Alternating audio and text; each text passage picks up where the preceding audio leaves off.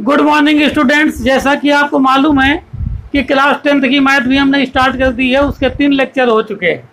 आज चौथा है, जिसमें कि मैंने आपको होमवर्क भी दिया था, तो उसको पहले हम कराएंगे। उसके बाद कुछ और क्वेश्चन करवाने के बाद नए फार्मूले भी आज आपको बताए जाएंगे। ठीक है, ओके।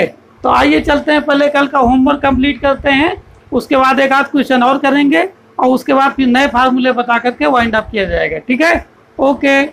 तो चलिए स्टूडेंट्स, पहला क्वेश्चन सॉल्व करते हैं हम।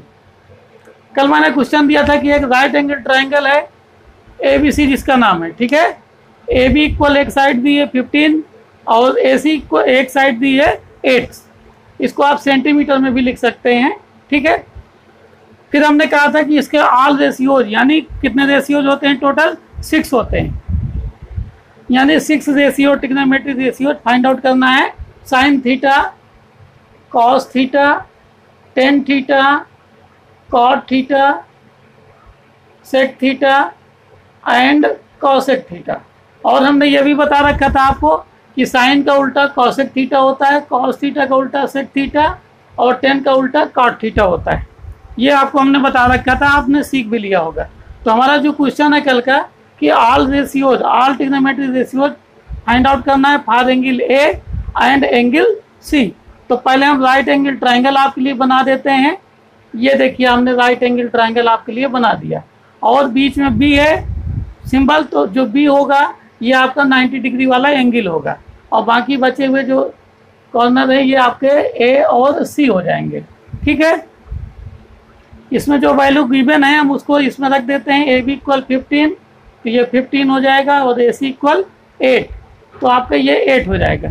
ठीक, तो हम इसमें क्या करेंगे, इसमें ऑल रेशियोज फॉर एंगल ए, यानी इस एंगल के लिए निकालना है और एंगल सी के लिए निकालना है। ठीक है, तो हम एंगल ए के लिए फॉर एंगल ए, ओके, इसके लिए हम फाइंड पहले वैल्यू लिखेंगे।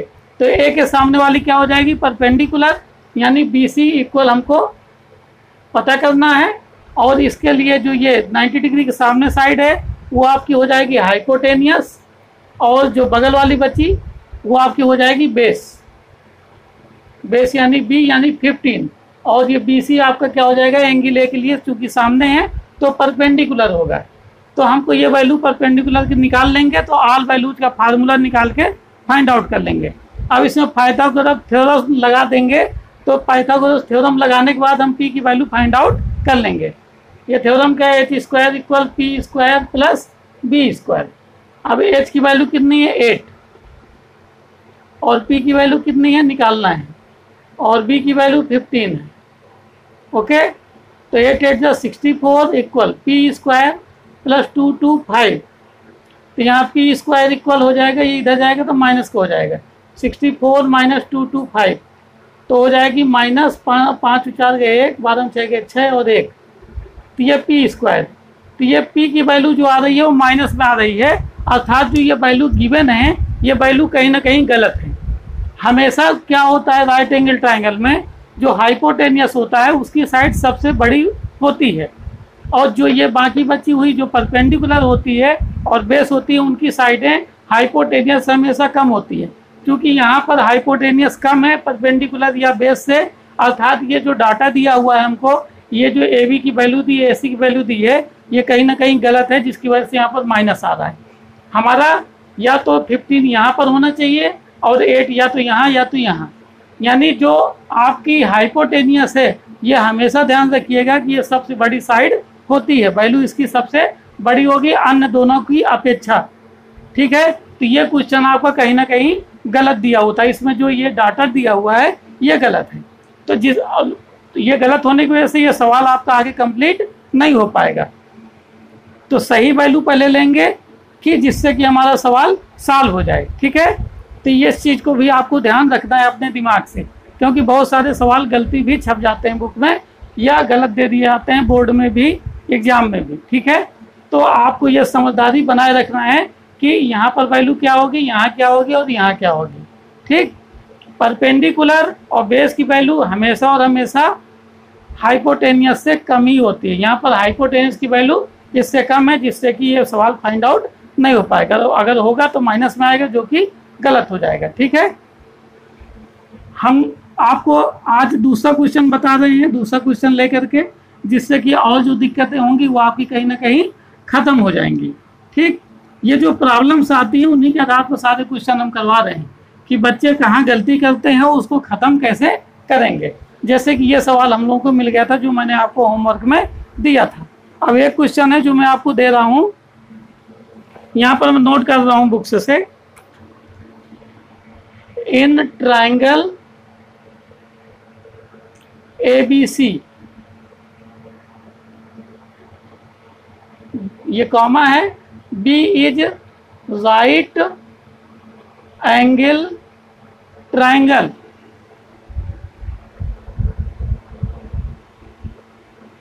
ये देखिए right angle triangle, right angle कर लीजिए ओनली B, ठीक है। और AB इक्वल दिया है 24 और AC दिया है आपका 25। और if angle A equal alpha, angle C equal beta,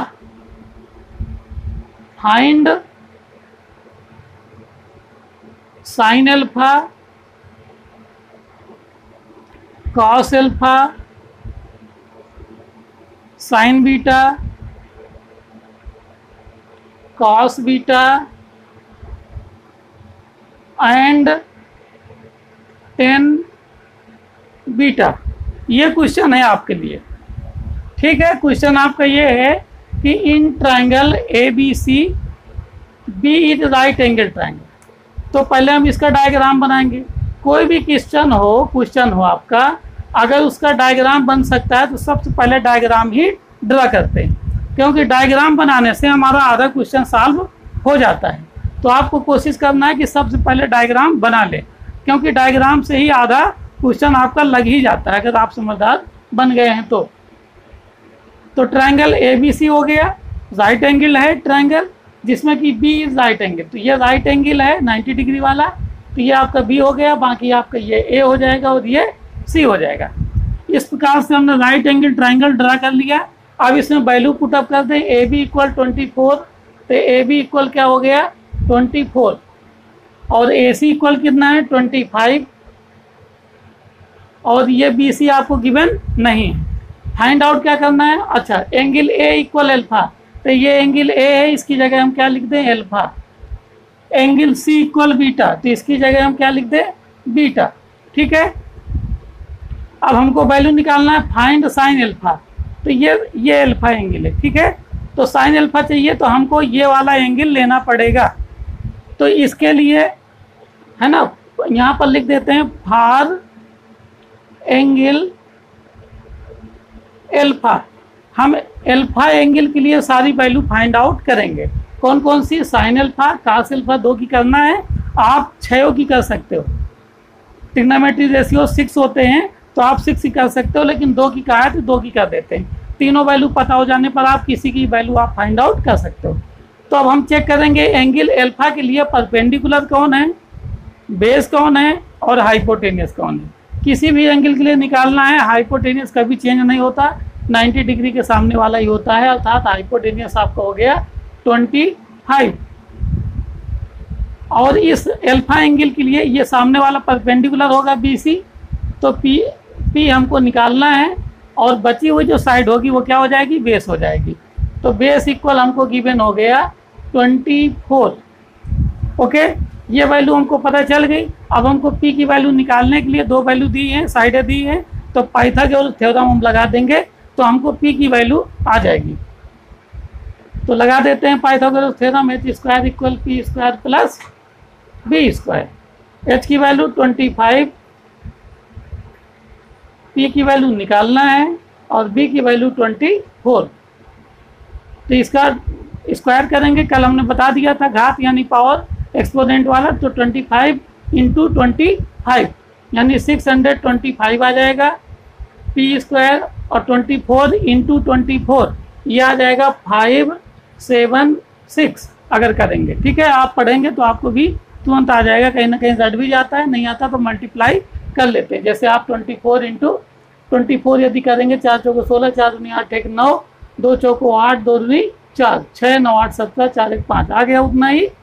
सवाल करते रहने से अपने आप चीज़ें दिमाग में बैठ जाती हैं, कहीं आपको रटने की और लिखने की ज़्यादा ज़रूरत नहीं पड़ती। आप हमेशा रिवीजन करिए, आपको कोई चीज़ लर्न करने की आवश्यकता नहीं, आप केवल पढ़िए, लिखिए, सॉल्व कीजिए, सारी चीज़ें आपको अपने आप आने लगेंगी। ठीक है, हमको कहा जाता है कि आप लर्न कीजिए, लोगों को कहा जाता है लर्न कीजिए, बच्चों को कहा जाता है लर्न कीजिए। लर्न करने से कहीं ना कहीं वो भूल जाता है। अगर हम पढ़ें और लिखें और बार बार रिवीजन करें तो हमें लर्न करने की जरूरत नहीं पड़ेगी, वो सारी की सारी चीज़ें हमारे दिमाग में बैठ जाएंगी, सेटअप हो जाएंगी। ठीक है, तो केवल आप काम कीजिए, पढ़िए, रिवीजन कीजिए, और ये सारी की सारे चाहे फार्मूले हों, चाहे क्वेश्चन आंसर हो, कहीं ना कहीं हमको आने लगते हैं या आप सभी को आने लगते हैं। ठीक है, यहाँ से पी की वैल्यू निकालने के लिए 625 यहीं रखेंगे, इसको इधर लाएंगे, 576 साइन चेंज हो जाएगा पी स्क्वायर।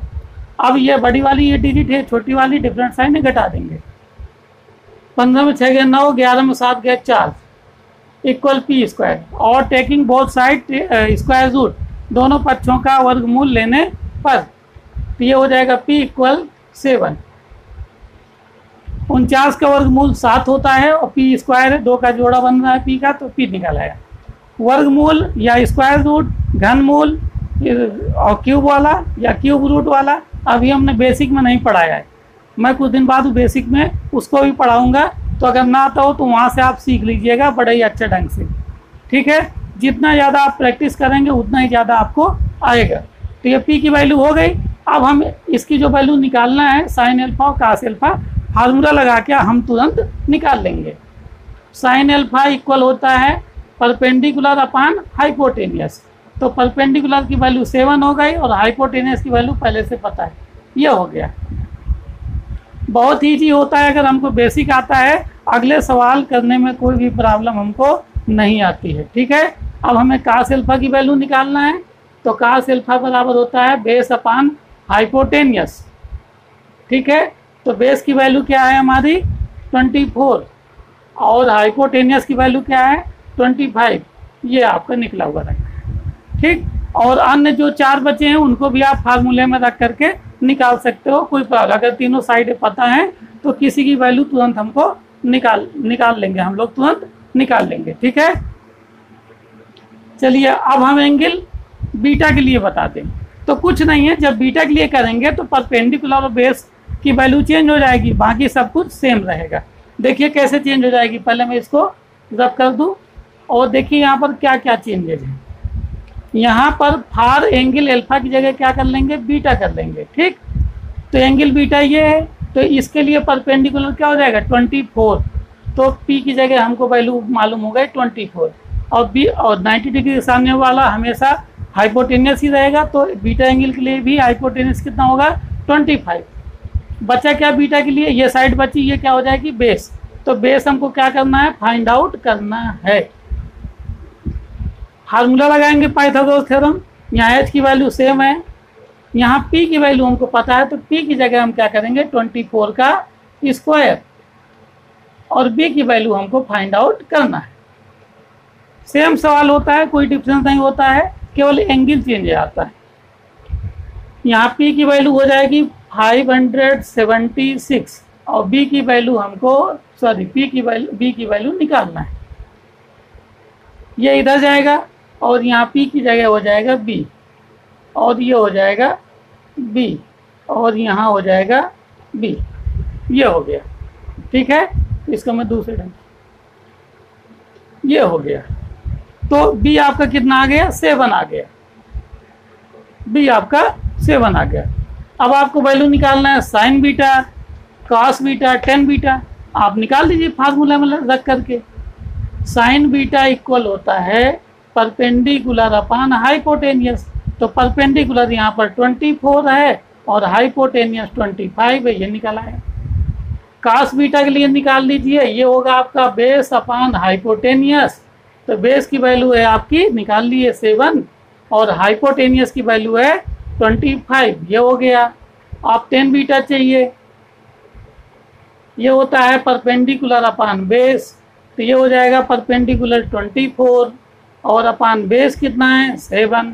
ठीक है, अगर जो अन्य तीन बचे वो क्या हो जाएंगे, जैसे साइन का उल्टा क्या होता है कासेक, तो कासेक बीटा की वैल्यू हो जाएगी 25 अपान 24, सेक बीटा कितना हो जाएगा 25 अपान 7 और कॉट बीटा कितना हो जाएगा 7 अपान 24। इस प्रकार से आपका ये क्वेश्चन हो जाएगा। मतलब क्वेश्चन से आपको डरने की कहीं कोई ज़रूरत नहीं है, बशर्ते थोड़ा सा आप बेसिक पर ध्यान दे लें। बेसिक ना आने की वजह से सवाल ये समझ में नहीं आते। अब देखिए क्या क्या इसमें यूज है, पाइथागोरस थ्योरम यूज है, पक्षांतर करना यूज है, स्क्वायर रूट वर्गमूल लेना यूज है, जोड़ना घटाना गुणा भाग सारी चीज़ें यूज है, राइट एंगल यूज है। ठीक है, तो अगर कहीं ना कहीं अगर ये सब चीज़ें हमको नहीं आती हैं तो फिर सवाल लगाने में हम सक्षम नहीं हो पाएंगे। हमने इसीलिए अपने वीडियोज में बेसिक के भी वीडियो बनाते जा रहे हैं, ताकि अगर कहीं आपको दिक्कत आ रही है तो आप बेसिक का वीडियो देख करके वहाँ जब सीख लेंगे 2-4 दिन तो फिर आप इनको आसानी से लगाने में सक्षम हो जाएंगे। ठीक है, ओके। मैं एक क्वेश्चन आपको और बताता हूँ, इसके बाद कुछ नए फार्मूले आपको बता देंगे जिससे कि अगले दिन क्वेश्चन को लगाने में आसानी हो सके। ठीक है, एक क्वेश्चन है आपका, इसको हम आप जब किए देते हैं, आपने नोट कर लिया होगा, देख लिया होगा। ठीक, ये देखिए मैथ है, मैथ में थोड़ा टाइम लगता है और समझाने में भी टाइम लगता है, तो वीडियो बड़ी हो जाती है। कोई बात नहीं, पढ़ने वाले बच्चे जरूर देखिएगा, आपकी सारी चीज़ें एकदम से क्लियर होती चली जाएंगी। ठीक है, मान लीजिए लिखा है कॉस बीटा, ये कॉस बीटा आपका लिखा है और इसकी वैल्यू दी है इक्वल 1/5 और वो कहता है इसके अन्य ट्रिग्नोमेट्री रेशियो निकालिए, मतलब sine beta, tan beta, cot beta, sec beta और कॉसेक बीटा। ठीक है, तो कोई बात नहीं है, इसकी हम तुलना कर लेते हैं। कॉस बीटा इक्वल क्या है बेस अपान हाइपोटेनियस, तो यहाँ तुलना करेंगे तो बेस इक्वल हो गया 1 और हाइपोटेनियस इक्वल हो गया 5। अब हम पाइथागोरस थ्योरम से लगा करके, हमको क्या नहीं पता, बेस है, परपेंडिकुलर हमको नहीं पता है, तो हम निकाल लेंगे। ठीक है, तो निकाल लीजिए, ये फार्मूला है आपका, इसमें वैल्यू पुट कीजिए, 5 स्क्वायर पी की वैल्यू निकालना है हमको और बी की वैल्यू 1 है। ये 5 हो जाएगा पी स्क्वायर और प्लस 1 और 1 उधर चला जाएगा, तो 25 माइनस 1 इक्वल पी स्क्वायर, तो पी स्क्वायर इक्वल हो जाएगा 24, तो पी बराबर हो जाएगा कितना 2 दूनी 4 6 24। 24 का कैसे निकालेंगे, प्राइम फैक्टर से हम इसका स्क्वायर रूट निकाल लेते हैं, 2 1 जा 2 2 जा 2 6 जा 2 3 जा 3 1 जा, इसका पेयर बन जाता है, ये निकल आएगा। इन दोनों का पेयर नहीं बनता है तो ये अंडर रूट के अंदर रहेगा, 3 2 जा 6। अब हम क्या करेंगे, पी की वैल्यू हो गई, अब हम चाहे जिसकी वैल्यू निकाल लें, जिसकी भी कहे वो फार्मूला केवल रखेंगे, साइन बीटा इक्वल परपेंडिकुलर अपान हाइपोटेनियस, ये आ गया परपेंडिकुलर 2√6 अपान हाइपोटेनियस 5 यानी कर्ण। ठीक है, लंब बटे कर्ण होता है, तो लंब की वैल्यू आ गई 2√6, अंग्रेजी में परपेंडिकुलर लंब को बोलते हैं और हाइपोटेनियस को कर्ण बोलते हैं, तो 2√6 अपान 5 ये आपकी वैल्यू हो गई। इसी प्रकार से आप सारी निकाल लेंगे, कोई दिक्कत नहीं, फार्मूला आपको पता है, बस ये क्या है तीनों साइडें हमको पता हो जाए, तो मेरा मानना है अब आप निकाल लेंगे। ठीक है, अब मैं पहले कुछ फार्मूले बता देता हूँ, उसके बाद कुछ नए तरीके के सवाल आपको करवा देता हूँ। ठीक है, और वो आसानी से सवाल आपके हो भी जाएंगे। पहला नंबर तो ये है कि जो ये ट्रिग्नोमेट्री रेशियोज हैं एक दूसरे के जो अपोजिट हैं उनको बता दें। जैसे साइन थीटा है, यहाँ एंगल कुछ भी रखा जा सकता है, अल्फा है, बीटा है, मतलब जो यहाँ पर होगा वही इसके फार्मूले में भी होगा। तो ये किसका उल्टा होता है, कॉसेक थीटा का। तो ये आपका ये फार्मूला है, साइन थीटा इक्वल 1 अपान कॉसेक थीटा और कॉसेक थीटा इक्वल 1 अपान साइन थीटा। ये भी एक फार्मूला है, जहाँ जिसकी आवश्यकता पड़ती है वहाँ पर हम लोग अप्लाई कर देते हैं। ठीक है, कॉस थीटा, देखिए ये कॉसेक थीटा है और ये कॉस थीटा है, दोनों में अंतर है। कॉसेक थीटा साइन थीटा का अपोजिट है और कॉस थीटा सेक थीटा का अपोजिट है। और सेक थीटा कितना हो जाएगा आपका 1 कॉस थीटा। इसी प्रकार टेन थीटा कॉट थीटा का अपोजिट है। ठीक है, और cot theta equal 1/tan theta. समझ पा रहे हैं आप? मेरा अनुमान है आप अच्छे ढंग से समझने की कोशिश कर रहे होंगे। साइन थीटा मतलब साइड का जो रेशियो होता है वो पहले वो फार्मूले बता दिए थे पहले लेक्चर में हमने। आज फोर्थ लेक्चर में आपको जो साइन थीटा और अदर जो ट्रिग्नोमेट्री रेशियोज हैं उनका आपस में क्या रिलेशन है वो बता दिया, एक दूसरे के साथ किस प्रकार उल्टे हैं ये बता दिया। Sine theta equal 1 cos theta और sorry cosec theta equal 1 sin theta. Cos theta sec theta का उल्टा है और टेन थीटा कॉट थीटा का उल्टा है, कोई प्रॉब्लम नहीं है कहीं। अब साइन थीटा और कॉस थीटा में क्या रिलेशन होता है, एक दूसरा फार्मूला उसको भी चेक कर लीजिए। Sign square theta plus cos square theta equal 1, ये एक फार्मूला है आपका। साइन का स्क्वायर करेंगे और कॉस का स्क्वायर करेंगे, दोनों को जोड़ देंगे तो वैल्यू आएगी 1। अब यहाँ कितने टर्म है, 1 2 3। किसी भी इक्वेशन में फार्मूले में जितने टर्म होंगे उतने फार्मूले बन जाएंगे। ठीक है, ये फार्मूला बनाना भी आपको अच्छे ढंग से सीखना है ताकि आपको कोई दिक्कत ना हो। 3 टर्म है तो देखिए एक फार्मूला तो हो गया, 2 फार्मूले अभी और बनेंगे। अगर हम साइन स्क्वायर थीटा की वैल्यू निकालना चाहें तो इसको हम यहीं रखेंगे और कास स्क्वायर थीटा को हम उधर ले जाएंगे, तो ये हो जाएगा 1 उधर का ज्यों करते हो और ये प्लस का उधर जाएगा तो क्या हो जाएगा माइनस का कास स्क्वायर थीटा।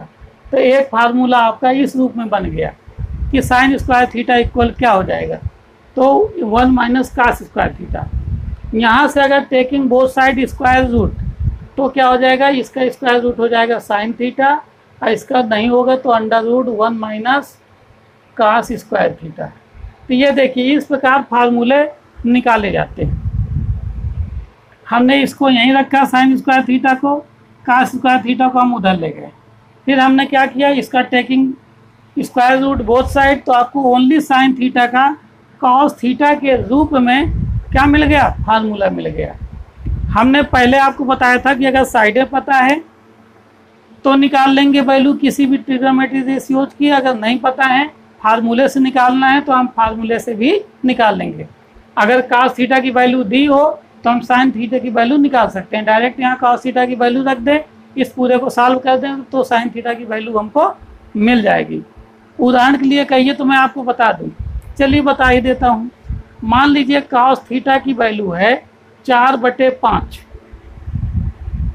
अब हमें sin थीटा की वैल्यू निकालना है तो चलिए देखिए रखिए इसमें √1 - 4/5 का स्क्वायर। हमने cos थीटा की वैल्यू क्या कर दी, यहाँ से यहाँ पुट अप कर दिया, रख दिया। अब इसको सॉल्व करेंगे तो 1 - 4 4 जा 16 और 5 5 जा 25 √ अब यहाँ एलसीएम लेंगे तो 25 एलसीएम आएगा, 1 से डिवाइड करेंगे 25 1 आ जाएगा -16,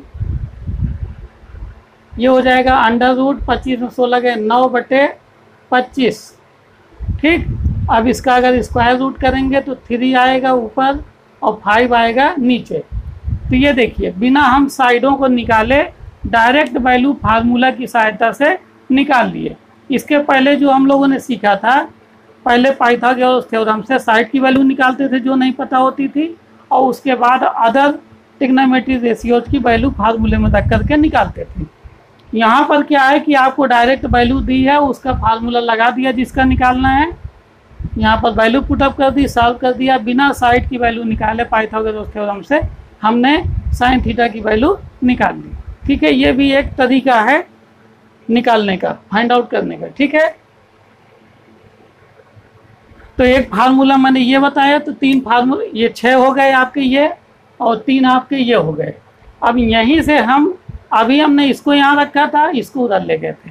अब हम cos स्क्वायर थीटा को यहीं पर रखेंगे और हम sin स्क्वायर थीटा को उधर ले जाएंगे, तो 1 माइनस साइन स्क्वायर थीटा। अब यहाँ से taking both side square root, तो cos theta equal under root 1 minus sine square theta. ठीक इसी प्रकार आपका ये भी फार्मूला हो गया। अगर हमको साइन थीटा की वैल्यू दी है तो हम यहाँ पुट कर देंगे और cos थीटा की वैल्यू आपको मिल जाएगी। तो आज हम आपको इतना ही बताएंगे। आज हम आपको होमवर्क दे देंगे, बाकी हम आपको कल बताएंगे, ठीक है। ओके, तो होमवर्क पहले मैं आपको दे देता हूँ, वो नोट कर लीजिए, ये आप पढ़ लीजिएगा, कर लीजिएगा, ठीक। तो होमवर्क जब आप रोज करेंगे तो आपको कहीं ना कहीं सवाल 100% आने लगेंगे। ये मेरा प्रैक्टिकली है, ठीक है। तो मैं आपको सवाल दे देता हूँ, उनको नोट कर लीजिए।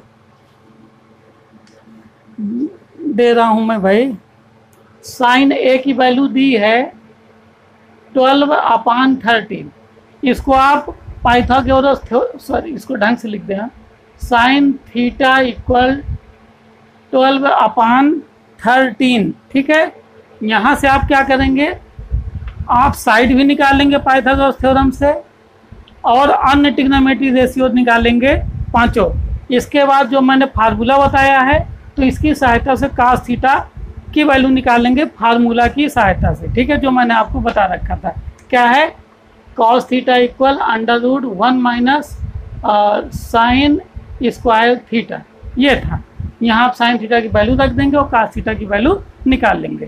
तो एक तो इसमें रखकर निकालना है, दूसरा मैंने साइड की वैल्यू निकाल करके आपको पांचों ट्रिग्नोमेट्री रेशियोज फाइंड आउट करना है, ठीक।